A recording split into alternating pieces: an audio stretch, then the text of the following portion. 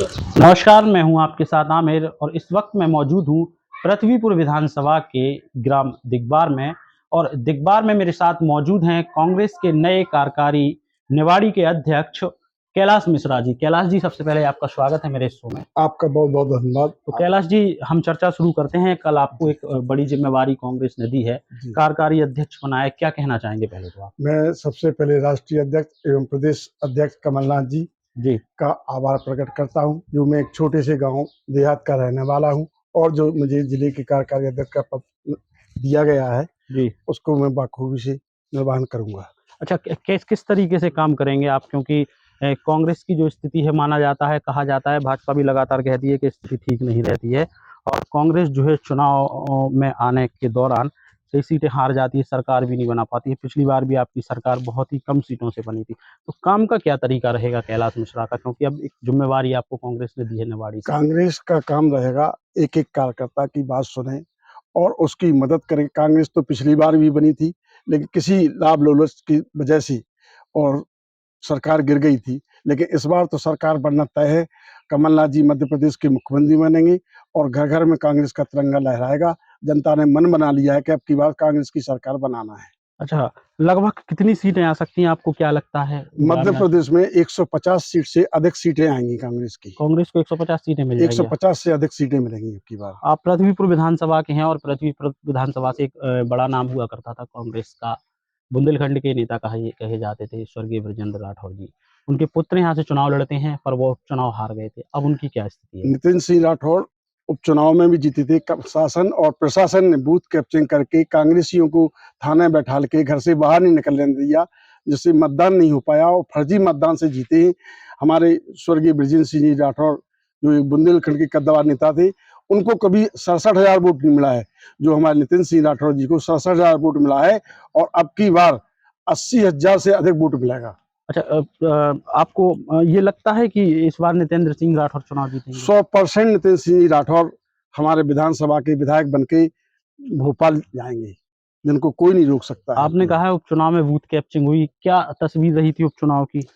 उपचुनाव में तस्वीर ये रहा था कि कहीं भी किसी भी मतदान पे प्रशासन द्वारा अपनी गाड़ियों से पैसा बांटना, दारू बांटना, कांग्रेसियों को बूथ पे से उठा के थाने में बैठा लेना और एक तरफा मतदान कर लिया गया था। अच्छा। इतने के बावजूद भी हमारे नितिन सिंह राठौर को 67,000 से अधिक वोट मिले थे और अब स्वतंत्रता से पूरा मध्य प्रदेश का चुनाव होगा, निष्पक्ष चुनाव होगा, तो ये मानिए आप कि 80,000 से अधिक वोट मिलेंगे नितिन सिंह राठौर को। आप कह रहे हैं बूथ कैप्चरिंग हुई थी, फर्जी वोटिंग हुई थी, तो प्रशासनिक अधिकारियों ने, निर्वाचन से आप लोगों ने इसकी शिकायत नहीं की? ये सब चल रहा है। सब जगह शिकायत की, फोन किए, आवेदन भी दिया, निवेदन किया, लेकिन प्रशासन किसी की सुन ही नहीं रहा था। हमारी जगह कई पत्रकार लोग बंधु आए, उन्होंने भी मीडिया के माध्यम से उन्होंने भी कहा कि साहब ये बूथ कैप्चरिंग हो रही है, लेकिन इसके बावजूद भी प्रशासन ने कोई बात नहीं सुनी गई थी। क्या लगता है आपको? आप कार्यकारी अध्यक्ष तो बन ही गए हैं, आगे क्या करने वाले हैं? राजनीति में आगे क्या करेंगे आप? जो पार्टी की दिशा निर्देश होंगे उस पर हम काम करेंगे और निवाड़ी जिले में कांग्रेस को मजबूत करने के लिए पूरा अपना तन मन धन और 24 घंटा काम करेंगे। कितनी सीटें आ जाएंगी? निवाड़ी की 2 सीटें हैं और टीकमगढ़ की 3।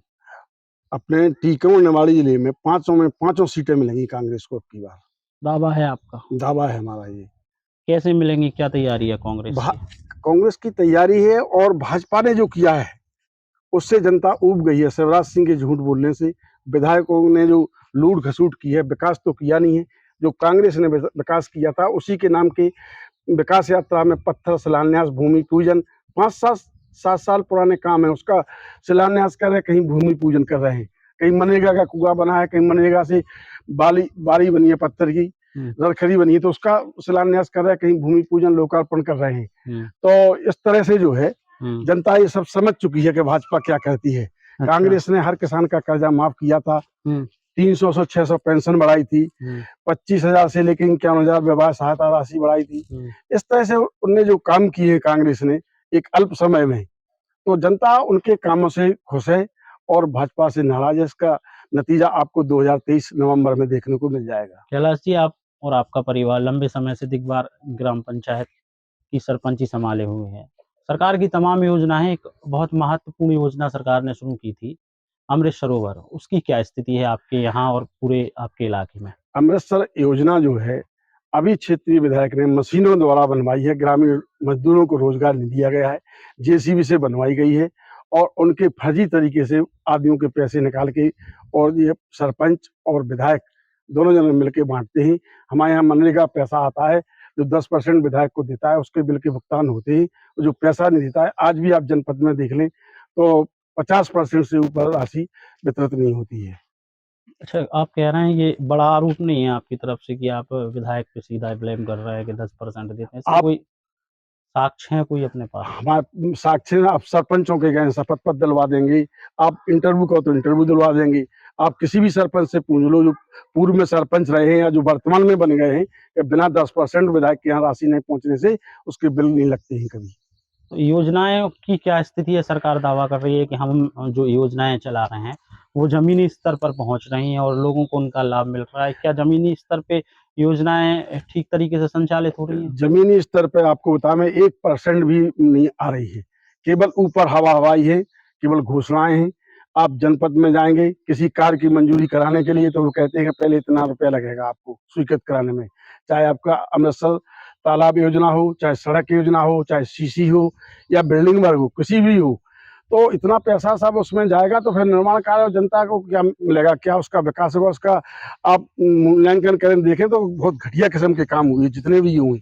जहाँ पर खदानें थी वहाँ प्रक्यूशन टैंक खुदवा दिए गए हैं और 5-5 लाख रुपए की राशि का आयरन हो चुका है, जहाँ की वहाँ पर 1 लाख रुपए भी व्यय नहीं हुआ है। तो बंदर बांट चल रहा है साहब।